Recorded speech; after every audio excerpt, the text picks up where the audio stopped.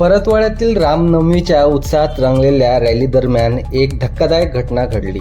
दोन लहान मुलं झेंडा हिसकवण्याच्या प्रयत्नात असताना दांड्याचा खालचा भाग एका मुलाच्या डोक्याला जोरात लागला. या धक्क्यामुळे मुलाच्या डोक्यावर रक्तस्राव सुरू झाल्याचं पाहून परिसरात क्षणभर गोंधळ उडाला होता. घटनेची माहिती मिळताच API गजानन वाघ सर यांनी तात्काळ घटनास्थळी धाव घेत परिस्थिती लवकर नियंत्रणात आणली. पोलिसांनी तत्परता दाखवत जखमी मुलाला गर्दीपासून सुरक्षित बाजूला केलं. त्यानंतर त्या मुलाला त्याच्या नातेवाईकाकडे सुपूर्द करण्याची माहिती आपल्याला मिळाली आहे. रामनवमीसारख्या धार्मिक उत्सवात आनंद आणि उत्साह असला तरी अशा घटनांमुळे सुरक्षिततेचं महत्त्व पुन्हा एकदा अधोरेखित होत आहे.